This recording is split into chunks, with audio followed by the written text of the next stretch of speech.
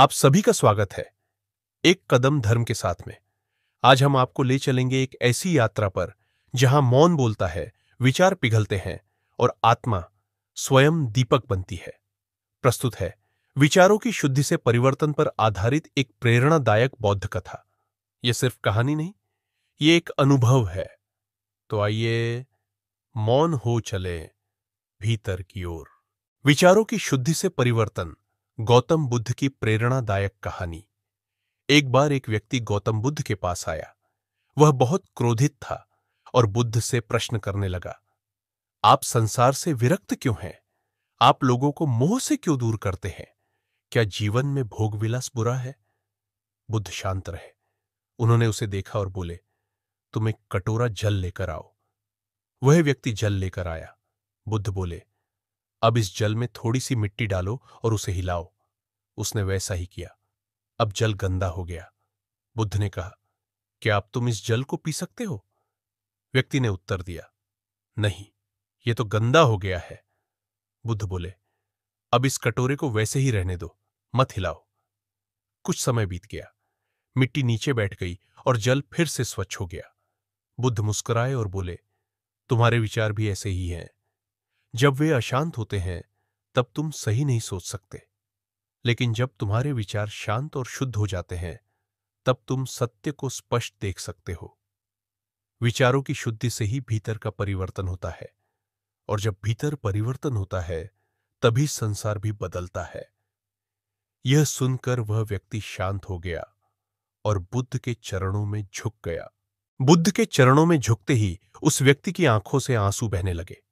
वह बोला, भगवन, आज तक मैं दूसरों को दोष देता रहा, समाज को, परिस्थिति को, भाग्य को, लेकिन कभी अपने विचारों को नहीं देखा। बुद्ध ने करुणा से उसकी ओर देखा और बोले, जब तक तुम बाहर परिवर्तन की आशा करते रहोगे दुख मिलता रहेगा, पर जब भीतर झांकना शुरू करोगे तभी असली शांति मिलेगी। बुद्ध ने पास पड़े वृक्ष की ओर इशारा करते हुए कहा, देखो इस वृक्ष को, यह भी बीज से शुरू हुआ था, लेकिन बीज ने पहले मिट्टी में अपने भीतर की शक्ति को जागृत किया, जड़ों को फैलाया, फिर धीरे धीरे ऊपर उठा। इसी तरह मनुष्य भी जब अपने भीतर विचारों को शुद्ध करता है तभी वह ऊपर उठता है, ज्ञान, प्रेम और करुणा की ओर। वह व्यक्ति अब शांत था। उसका चेहरा शांत जल की तरह निर्मल दिख रहा था। बुद्ध ने अंत में कहा, हर सुबह जब सूरज निकलता है तो वह सभी को रोशनी देता है, लेकिन कोई तभी उस रोशनी का अनुभव करता है जब उसकी आंखें खुली हों। विचारों की शुद्धि ही आंखें खोलने का कार्य करती है। उस दिन से वह व्यक्ति बुद्ध का अनुयायी बन गया और उसने अपना जीवन विचारों की शुद्धि और सेवा में समर्पित कर दिया। उस दिन से वह व्यक्ति बुद्ध के संग रहने लगा। हर दिन वह मौन बैठता, ध्यान करता और अपने भीतर उठते विचारों को देखता, जैसे कोई नदी के बहाव को शांत चित्त से निहारता है। एक दिन वह व्यक्ति अकेले एक गांव गया, भिक्षा के लिए। गांव में कुछ लोग उसके पुराने परिचित थे। वे उसका उपहास उड़ाने लगे। अरे, ये वही व्यक्ति है जो पहले धन संपत्ति के पीछे भागता था, अब कपड़े फाड़कर साधु बना घूम रहा है, बुद्ध का चेला बन गया है। देखो, इसका तो दिमाग ही बदल गया। वह व्यक्ति केवल मुस्कुराया, न कुछ बोला, न कुछ सोचा, शांत रहा। शाम को जब वह बुद्ध के पास लौटा तो बुद्ध ने पूछा, गांव में क्या मिला? उसने उत्तर दिया, कुछ अपमान मिले, कुछ उपहास और कुछ दाने, लेकिन मुझे कुछ भी नहीं हुआ। बुद्ध मुस्कुराए और बोले, यही है विचारों की शुद्धि का फल। जब भीतर का मन शुद्ध और स्थिर हो जाता है तब बाहर की कोई भी बात उसे हिला नहीं सकती, जैसे पर्वत को हवा नहीं डिगा सकती। बुद्ध ने एक और उदाहरण दिया, अगर कोई तुम्हें उपहार देना चाहे और तुम उसे स्वीकार न करो तो वह उपहार किसका रहेगा? वह व्यक्ति बोला, जिसने दिया उसका ही। बुद्ध बोले, ठीक वैसे ही अपमान भी एक उपहार है। यदि तुम उसे न लो, न पकड़ो तो वह तुम्हारा नहीं होता, वह वहीं लौट जाता है जहां से आया है। वह व्यक्ति अब केवल शिष्य नहीं, बुद्ध के वचनों का साक्षात अनुभव बन चुका था। उसका जीवन अब शांत जल की तरह गहरा और निर्मल हो गया था। समय बीता। अब वही व्यक्ति दूसरों को सिखाने लगा। बुद्धत्व कहीं बाहर नहीं है, वह विचारों की शुद्धि में है। जब मन का जल साफ हो जाए तब जीवन स्वयं चमकने लगता है। वर्षों बीत गए। वह व्यक्ति अब दूर दूर तक एक शांत ज्ञानी के रूप में जाना जाने लगा था। लोग उससे मिलने आते, अपने दुख सुनाते, समाधान मांगते, ठीक वैसे ही जैसे कभी वह स्वयं बुद्ध के पास आया था। लेकिन एक दिन एक युवक आया जो अत्यंत क्रोधित था। उसने उस व्यक्ति से कहा, तुम लोग बस बातें बनाना जानते हो। ये शांति, ये विचारों की शुद्धि, ये सब बातें कमजोरों के लिए है। मैं जीवन में लड़कर जीतकर दुनिया को झुकाकर दिखाऊंगा। उस व्यक्ति ने शांत स्वर में कहा, अच्छा है, लेकिन एक बात बताओ, जब तुम जीतोगे तो क्या तुम्हारा मन शांत होगा? युवक चुप, फिर बोला, शायद नहीं, मुझे हमेशा डर रहेगा कि कोई मुझसे छीन न ले। वह व्यक्ति मुस्कुराया और बोला, यही अंतर है। बाहरी युद्ध कभी भी अंतहीन नहीं होता, लेकिन यह शुद्धि आएगी कैसे? अब वह व्यक्ति उसे एक तालाब पर ले गया। पानी शांत था। उसने कहा, देखो इस जल में अपना चेहरा। युवक ने देखा, उसका चेहरा स्पष्ट दिख रहा था। फिर उस व्यक्ति ने एक लकड़ी उठाकर पानी को हल्का सा हिला दिया। अब छवि बिखर गई। अब देखो, उसने कहा। युवक बोला, अब कुछ दिखाई नहीं देता। ऐसा ही होता है जब विचार अशांत होते हैं, तब हम अपने भीतर के सत्य को नहीं देख सकते। ध्यान, सत्संग, सेवा और संयम से विचार शांत होते हैं, फिर वही मन सत्य को दर्शाता है। युवक कुछ देर तक मौन रहा। फिर उसने पूछा, क्या मैं कुछ दिन आपके साथ रह सकता हूं? उस व्यक्ति ने कहा, मैंने भी कभी ऐसा ही प्रश्न बुद्ध से किया था और उन्होंने मुझे शरण दी थी। आज वही शरण मैं तुम्हें देता हूं। युवक उस दिन से उसकी सेवा में लग गया। जल भरना, आश्रम की सफाई, वृद्धों की देखभाल। धीरे धीरे उसके भीतर भी परिवर्तन होने लगा। एक दिन वह युवक ध्यान में बैठा था, गहरी शांति में। उसी व्यक्ति ने उसे देखा और आंखें बंद कर ली। वह मुस्कुराए और मन ही मन बोले, यही है विचारों की शुद्धि का चमत्कार। एक बीज से एक वृक्ष बनता है और फिर वह वृक्ष न जाने कितने और बीज देता है। वर्षों बीतते गए। अब वह युवक जो कभी क्रोध से भरा था, पूर्णतः रूपांतरित हो चुका था।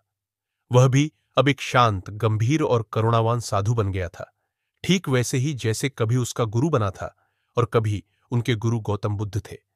एक दिन दूर गांव से कुछ किसान आए। वे चिंता में डूबे थे। उन्होंने कहा, गुरुदेव, हमारे गांव में झगड़े, ईर्ष्या, लालच और असंतोष बढ़ता जा रहा है। भाई भाई से अलग हो रहे हैं, मित्र शत्रु बन रहे हैं। कृपा करके कुछ उपाय बताइए। वह युवक, अब एक गुरु, थोड़ी देर शांत रहे। फिर उन्होंने गांव आने का वचन दिया। अगले दिन वह गांव पहुंचे। वहां सभी को एक जगह इकट्ठा किया और बोले, मैं कोई चमत्कार नहीं लाया, न कोई मंत्र, न कोई तंत्र। मैं बस एक कथा लाया हूं जो मेरी अपनी है। फिर उन्होंने वह पूरी कथा सुनाई, कैसे वह कभी क्रोधित था, अंधा था, और कैसे विचारों की शुद्धि से उसका जीवन बदल गया। कैसे एक शांत जल में चेहरा स्पष्ट दिखता है, लेकिन अशांत जल में नहीं। कैसे बुद्ध ने उन्हें सिखाया था कि बाहर का युद्ध कभी नहीं रुकता, लेकिन भीतर की शांति ही सबसे बड़ी जीत है। गांव के लोग मौन हो गए। फिर उन्होंने सभी से कहा, आज से एक काम करो, हर सुबह उठकर 5 मिनट मौन बैठो। किसी को दोष मत दो, बस अपने विचारों को देखो, उन्हें समझो और फिर उन्हें धीरे धीरे पवित्र करने का प्रयास करो। गांव में परिवर्तन शुरू हुआ। जहां पहले द्वेष था, वहां संवाद होने लगा। जहां ईर्ष्या थी, वहां सहयोग आने लगा। लोग धीरे धीरे अपने भीतर झांकने लगे। कुछ महीने बाद जब वह गुरु फिर गांव लौटे, तो लोगों ने उनके चरणों में झुककर कहा, आपने हमें कुछ दिया नहीं, लेकिन सब कुछ दे दिया। हमारे विचार ही हमारे संसार बनाते हैं। आपने हमें स्वयं को बदलना सिखाया। गुरु ने मुस्कुराकर कहा, बुद्ध ने मुझसे कहा था, अपने विचारों को शुद्ध करो, वही तुम्हारा मार्ग बनेंगे। आज वही बात मैं तुमसे कहता हूं। विचारों की शुद्धि से ही समाज, संबंध और समस्त संसार का परिवर्तन संभव है। सभी लोग मौन हो गए, क्योंकि वे अब केवल शब्द नहीं सुन रहे थे, वे उस शांति की ध्वनि को अनुभव कर रहे थे जो भीतर उठ रही थी। समाप्त। यदि आप चाहें इस शिष्य की यात्रा को एक नए बुद्ध की ओर, वही बालक जो कभी शांत दीप आश्रम आया था, अब एक युवा बन चुका था। वह न तो साधु था न गृहस्थ, लेकिन उसके भीतर कुछ ऐसा था जो साधना से भी गहरा था और सेवा से भी ऊंचा। वह रोज आश्रम के पास बैठकर लोगों की बातें सुनता। कोई दुख सुनाता, कोई मोह, कोई डर। वह बस सुनता, जैसे वह एक दर्पण हो जिसमें लोग अपने ही चेहरे देख पाते। एक दिन एक युवती आई, आंखों में आंसू, स्वर में घबराहट। मैं जीवन से हार चुकी हूं।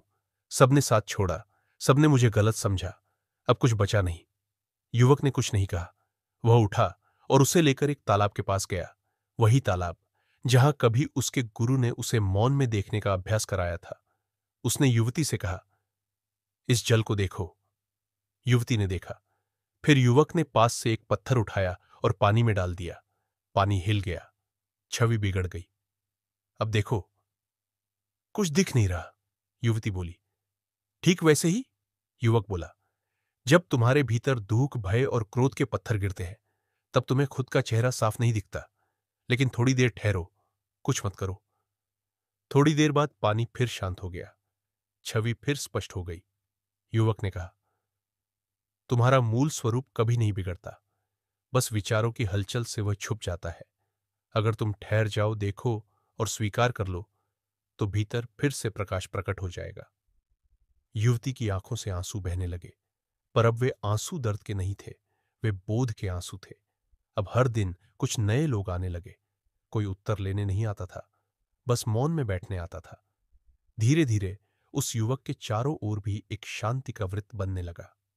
एक दिन वृद्ध गुरु, जो अब काफी अस्वस्थ थे, युवक के पास आए। उन्होंने उसका हाथ थामा और मुस्कुराकर कहा, अब तू दीपक नहीं रहा, अब तू स्वयं सूर्य बन गया है और अब तेरे प्रकाश से कई दीपक जलेंगे। युवक की आंखें भर आई, लेकिन वो मौन रहा, क्योंकि अब उसे पता था सब कुछ शब्दों से नहीं कहा जाता। कुछ ज्ञान मौन में बहता है, ठीक जैसे सुगंध हवा में घुल जाती है। और फिर गुरु ने अपनी अंतिम सांस ली, गहरे, शांत और प्रसन्न चित्त से। कोई शोक नहीं था, कोई शोर नहीं था, केवल मौन में बहता प्रकाश था। उस दिन आश्रम में कोई अलार्म नहीं बजा, कोई शोक सभा नहीं हुई, केवल एक नई दीक्षा शुरू हुई। अब वह युवक नए सीकर्स को मौन सिखाता था, विचारों की शुद्धि का अभ्यास सिखाता था, बुद्ध के वचनों को जीता था, बोलता नहीं। और फिर एक और बालक आया, आंखों में वही सवाल, जैसे चक्र फिर शुरू हो गया हो, क्योंकि यह परिवर्तन कभी रुकता नहीं। जहां विचार शुद्ध होते हैं, वहां हर बार एक नया बुद्ध जन्म लेता है। वर्षों की एक और परछाई गुजर गई। अब वह युवक भी वयोवृद्ध हो चुका था। उसके बाल सफेद हो चले थे, लेकिन उसकी आंखों में अब भी वही निर्मलता थी, जैसे समय वहां रुका हुआ हो। वह अब कम बोलता था, लेकिन जब भी बोलता, लगता जैसे मौन स्वयं वाणी बन गया हो। जिस बालक की आंखों में कभी वही जिज्ञासा थी, अब वह किशोर बन चुका था। वह रोज वृद्ध गुरु के पास बैठता, उनकी हर गतिविधि को ध्यान से देखता, हर मौन को सुनने का प्रयास करता। एक दिन बालक ने प्रश्न किया, गुरुदेव, क्या यह जीवन केवल दुख को समझने और उसे पार करने के लिए है? क्या यही बुद्ध का मार्ग है? वृद्ध गुरु मुस्कुराए और बोले, बुद्ध का मार्ग दुख से गुजरने का नहीं, दुख को समझकर उसे रूपांतरित करने का मार्ग है। यह जीवन केवल पीड़ा नहीं है, यह एक अवसर है, अपने भीतर के अंधकार को पहचानने और उसे प्रकाश में बदलने का। फिर उन्होंने अपनी लकड़ी की छड़ी से जमीन पर एक वृत्त बनाया। देखो, इस वृत्त को, इसे मन कहो। अगर इसमें अशुद्ध विचार हों, ईर्ष्या, भय, क्रोध, लालच, तो यह घेरे से बाहर आग फैला देगा। लेकिन यदि इसमें विचारों की शुद्धि हो, करुणा, समता, मौन, ध्यान, तो यह वृत्त एक दीप बन जाएगा। और यह दीप न केवल स्वयं को रोशन करेगा, बल्कि अंधेरे में भटकते हर जीव को रास्ता दिखाएगा। बालक ने पूछा, लेकिन गुरुदेव, क्या हर कोई ऐसा दीप बन सकता है? वृद्ध गुरु ने उसकी आंखों में देखा, धीरे धीरे बोले, हर मनुष्य में वह बीज होता है, लेकिन बीज को मिट्टी, जल, धैर्य और प्रकाश चाहिए। यह बीज तभी फूटेगा जब वह स्वयं चाहेगा। मैं दीप हूं, तुम दीप हो, हर कोई दीप है। अंतर बस इतना है, कुछ जल चुके हैं, कुछ जलने को तैयार है। बालक अब मौन हो गया। उसके भीतर कोई हलचल नहीं थी, केवल स्वीकृति थी। उस दिन उसने निर्णय लिया, अब वह प्रतीक्षा नहीं करेगा, अब वह स्वयं प्रयास करेगा। अब वह ध्यान में बैठने लगा, हर सुबह, हर रात, विचारों को देखता, समझता और उन्हें शुद्ध करता। धीरे धीरे उसका मन बदलने लगा और एक दिन वह जल उठा, एक नया दीप, एक नई रोशनी। अब वह वृद्ध गुरु उसे देख मुस्कुराते, जैसे वर्षों पहले उनके गुरु ने उन्हें देखा था। और फिर एक और बालक आया। अब यह चक्र इतना सूक्ष्म, इतना गहरा और इतना मौन हो चुका था कि लोग इसे परंपरा नहीं कहते थे। वे कहते थे, यह आत्मा से आत्मा तक बहती रोशनी है। एक दीप से अनेक दीप जलते रहे और संसार का अंधकार थोड़ा और कम होता गया। अब समय जैसे थम गया था। वृद्ध गुरु अपने अंतिम दिनों में थे। शरीर क्षीण हो चला था, लेकिन चेतना तेजस्वी, जैसे शुद्ध अग्नि की लौ। एक सुबह गुरु ने उस नवयुवक शिष्य को पास बुलाया, वही जो अब स्वयं एक तेजस्वी दीप बन चुका था। गुरु ने कहा, अब मैं चलने को हूं, लेकिन मैं कोई वस्तु, ग्रंथ या आदेश नहीं छोड़ रहा। मैं तुम्हें केवल एक मौन दे रहा हूं, जिसे तुम सुनना सीख चुके हो। अब समय है कि तुम उसे संसार तक पहुंचाओ। शिष्य की आंखें भीग गईं। वह बोला, गुरुदेव, क्या मैं उस स्थान के योग्य हूं जहां आप थे? गुरु मुस्कुराए और धीरे बोले, जो यह प्रश्न पूछता है वही योग्य होता है। फिर कुछ क्षण मौन रहा और अंतिम वाक्य कहे, अब तू केवल दीप नहीं, तू दीपों का जन्मदाता है। जग को अब तू जलाएगा, अपने मौन से, अपने प्रेम से और अपनी उपस्थिति से। फिर वे चुप हो गए। एक शांत गहरी सांस और जीवन की लौ शरीर से मुक्त होकर शाश्वत आकाश में विलीन हो गई। शिष्य ने गुरु के चरणों में सिर झुकाया। कोई रोना नहीं, कोई शोक नहीं, केवल श्रद्धा, केवल मौन। अब समय था दीप से दीप जलाने का नहीं, अब वह दीप वृक्ष बन चुका था, जो स्वयं से अनेकों को रोशन करेगा। उसने उसी दिन एक छोटी कुटिया छोड़ी और यात्रा शुरू की। गांवों की गलियों में, शहरों की भीड़ में, पहाड़ों की शांति में और जंगलों की नीरवता में। जहां भी गया, कोई प्रवचन नहीं किया, कोई मंच नहीं सजाया। वह बस बैठ जाता, मौन में। लोग आते और अपने भीतर उतर जाते। धीरे धीरे जगह जगह नए दीप जलने लगे। कहीं एक वृद्ध स्त्री ने ध्यान की खोज शुरू की, कहीं एक युवक ने क्रोध को छोड़ क्षमा का वर्ण किया, कहीं एक बालक ने आंखें बंद कर अपने विचारों से पहली बार मित्रता की। इन सब के बीच वह शिष्य बस मौन मुस्कुराता रहा। अब लोग उसे गुरु नहीं कहते थे, वे उसे दीपधारा कहते थे, वह जो स्वयं नहीं जलता बल्कि औरों को जलना सिखाता है। और वर्षों बाद एक दिन एक छोटा बालक आया। उसके मन में डर था, आंखों में प्रश्न और हृदय में प्यास। दीपधारा ने उसे देखा, पास बुलाया और कोई शब्द नहीं कहे, बस उसकी पीठ पर हाथ रखा। वही कंपन, वही शांति। एक और चक्र शुरू हो चुका था, क्योंकि यह कथा किसी एक की नहीं, यह उस ज्योति की है जो हर युग में, हर मन में विचारों की शुद्धि से प्रकाश बनकर फूट पड़ती है। यह कथा अब भी चल रही है, शायद तुम्हारे भीतर भी। अब वह छोटा बालक जो पहली बार दीपधारा की शांत उपस्थिति में बैठा था, धीरे धीरे उस मौन से परिचित होने लगा। वह शब्द नहीं मांगता था, बस बैठता था, दिन दिन भर बैठता, कभी एक आंख मूंद कर, कभी दोनों, कभी आंखें खुली रखकर बस दीपधारा को देखता, जैसे कोई चुपचाप सूरज को निहार रहा हो और भीतर कुछ पिघलता जा रहा हो। एक दिन उसने धीमे से पूछा, आप मुझसे बात क्यों नहीं करते? दीपधारा मुस्कुराए, फिर कहा, क्योंकि तुम अब सुनने लगे हो। बालक चौंका, क्या?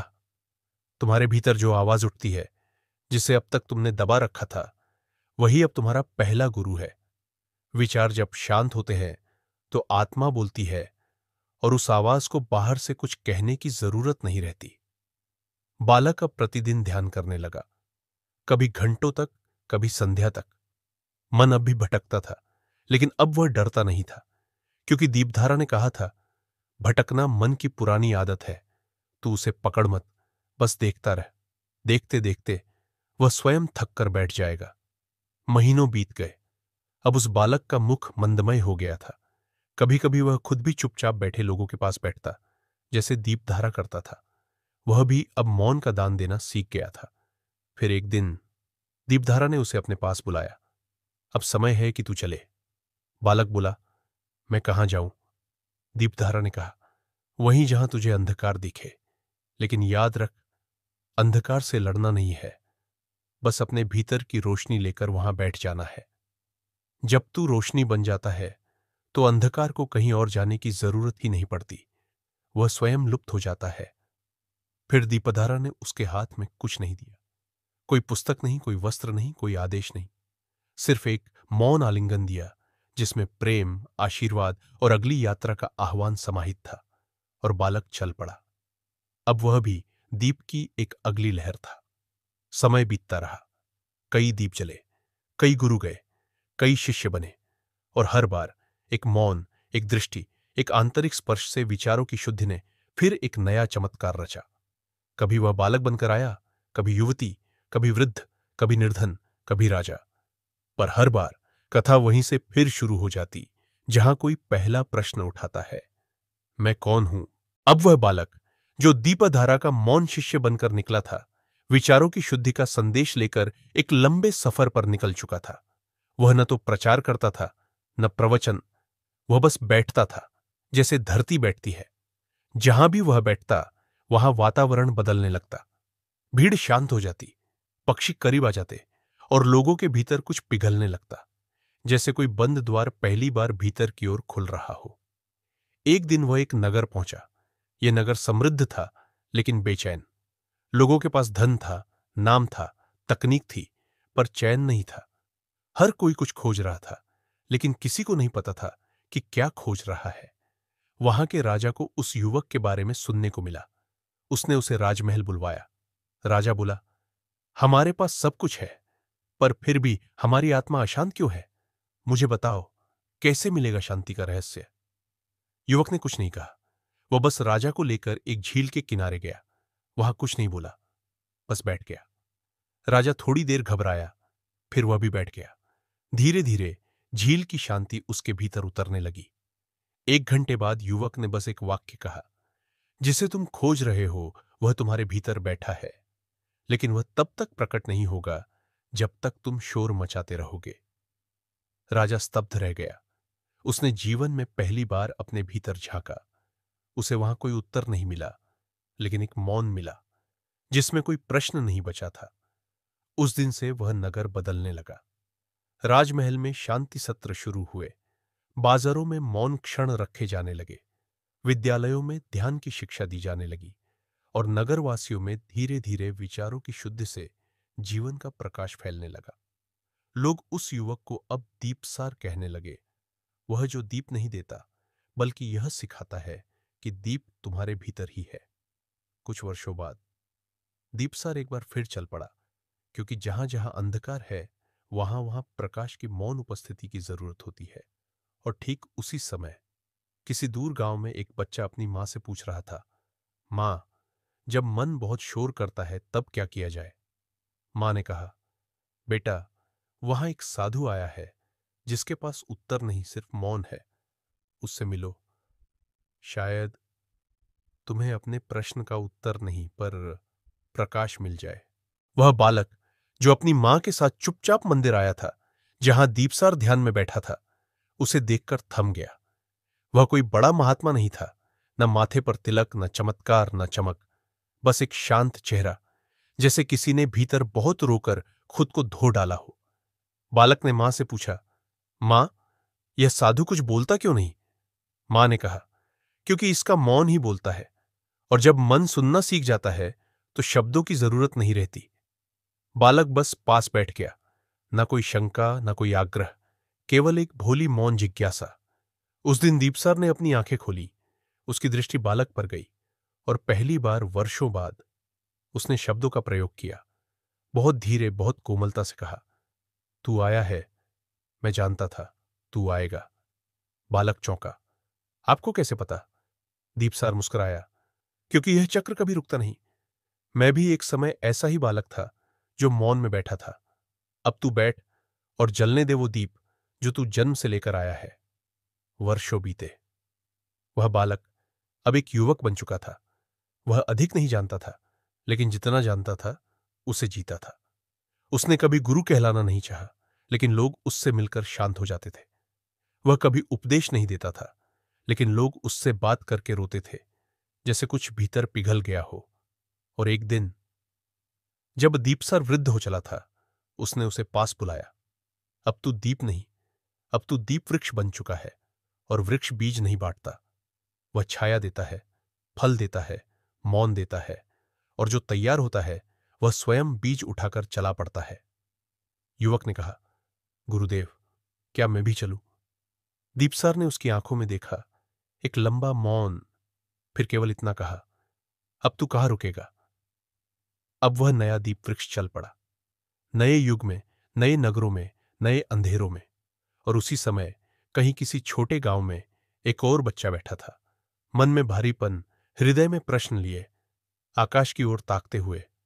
और अचानक उसने देखा, कोई दूर से चला आ रहा है, सिर्फ एक व्यक्ति जो शब्द नहीं प्रकाश लेकर आ रहा है। बालक उठा, दौड़ा और उसने पूछा, आप कौन हैं? उस व्यक्ति ने मुस्कुराकर कहा, मैं कुछ नहीं हूं, शायद एक दीप हूं, या शायद वही जो तुम स्वयं हो, लेकिन अभी तक भूले बैठे हो। और बस फिर से वही कथा शुरू हुई, शून्य से, मौन से, प्रकाश से, जो विचारों की शुद्ध से हर युग में जन्म लेती है। अब वह बालक जो दूर से आए उस साधु की आंखों में देख रहा था, कुछ कहे बिना बस देख रहा था, वह पहली बार खुद से मिला। वह साधु उसके पास बैठ गया, मिट्टी पर, एक साधारण पत्थर पर, जैसे धरती पर बोझ नहीं, एक सहारा रखने आया हो। बालक बोला नहीं, साधु भी नहीं। घंटों बीते, सिर्फ हवा की आवाज, पत्तों की सरसराहट, और बीच बीच में खुद के भीतर उठती आवाजें, जिन्हें वह पहली बार सुन पा रहा था।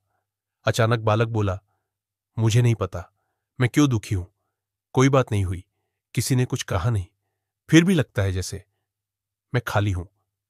साधु ने उसे देखा, कोई तर्क नहीं दिया, कोई समाधान नहीं सुनाया, बस उसके पास खड़े एक दीप की बात की, जो मिट्टी का था, टूटा फूटा था, लेकिन जब उसमें बाती और घी डाला गया तो वो ऐसा जला कि सारा आंगन उजला हो गया।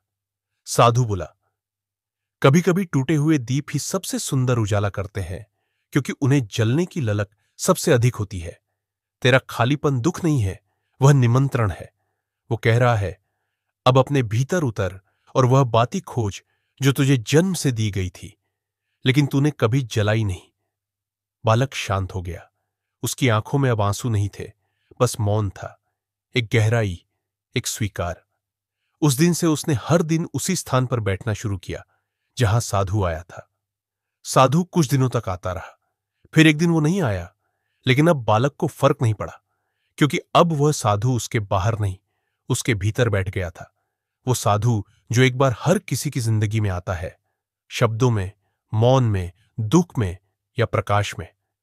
अब वर्षों बाद वह बालक एक शांत युवा बन चुका है।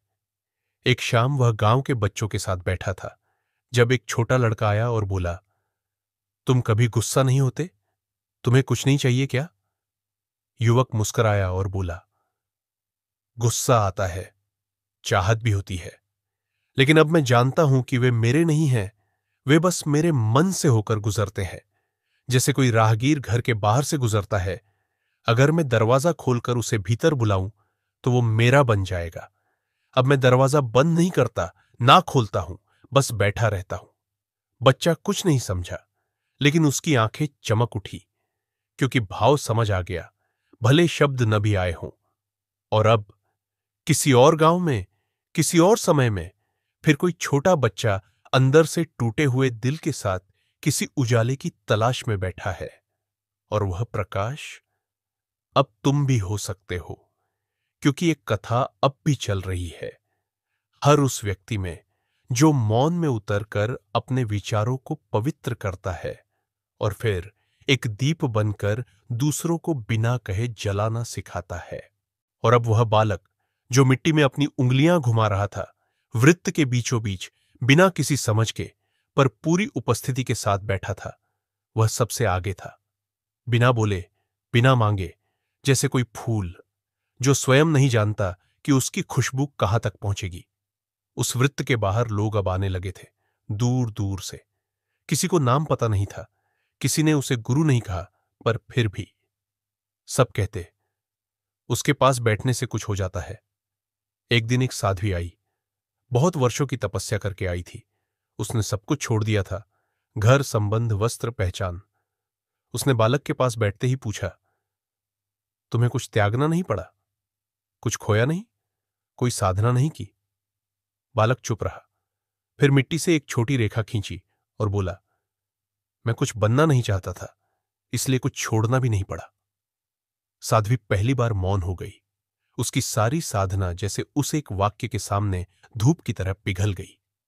अब वृत्त कई रूपों में फैलने लगा, कभी किसी किसान के खेत में, कभी किसी स्त्री की रसोई में, कभी किसी बूढ़े के अंतिम पल में, कभी किसी बच्चे की आंखों में। अब यह केवल मौन की परंपरा नहीं थी, यह जीवन की सहजता बन गई थी। एक दिन, बहुत वर्षों बाद, वह बालक जो अब युवा हो गया था, उस वृत्त के बीच खड़ा हुआ। सभी मौन थे, जैसे वर्षों से किसी एक वाक्य का इंतजार कर रहे हों। उसने सबकी ओर देखा और सिर्फ इतना कहा, अब समय आ गया है वृत्त को हर दिशा में भेजने का। अब इसे किसी एक स्थान पर मत रोको। तुम जहां जाओ वहां मौन ले जाओ। तुम जहां हो वहीं दीप बनो, और जो पास आए उन्हें जलने दो। तुम्हारे मौन से, तुम्हारी करुणा से, तुम्हारे होने से। वह झुका। सबने भी उसी क्षण सिर झुका दिया। न किसी ने ताली बजाई, न किसी ने घोषणा की। कोई दीक्षा नहीं हुई, कोई नाम नहीं दिया गया, लेकिन उस दिन से हर कोई वहां से लौटा एक दीप बनकर। और अब कहीं दूर, किसी नई जगह, एक छोटा बच्चा अपनी मां से पूछता है, मां, मैं बड़ा होकर क्या बनूं? मां मुस्कुराती है, कहती है, कुछ भी बनो बेटा, पर सबसे पहले स्वयं दीपक बनो। और इसी के साथ यह कथा अब तुम्हारे हाथों में है। अब तुम तय करो, क्या तुम मौन में उतरोगे? क्या तुम अपने विचारों को शुद्ध करोगे? क्या तुम भी किसी और के लिए वृत्त बन सकोगे? यह कथा अब पूरी नहीं हुई, यह बस तुम्हारे भीतर आकर रुकी है। यदि तुम ध्यान से देखो तो पाओगे हर दीपक की शुरुआत एक विचार की शुद्धि से होती है। तो अब प्रश्न यह नहीं कि कहानी कैसी थी, प्रश्न यह है कि अब तुम स्वयं दीपक बनने को तैयार हो। आप सबको प्रणाम, और याद रहे, अगली ज्योति शायद आप हो। एक कदम धर्म के साथ, अगली कथा तक शांति, प्रकाश और आत्मा का स्पर्श लिए। नमस्कार।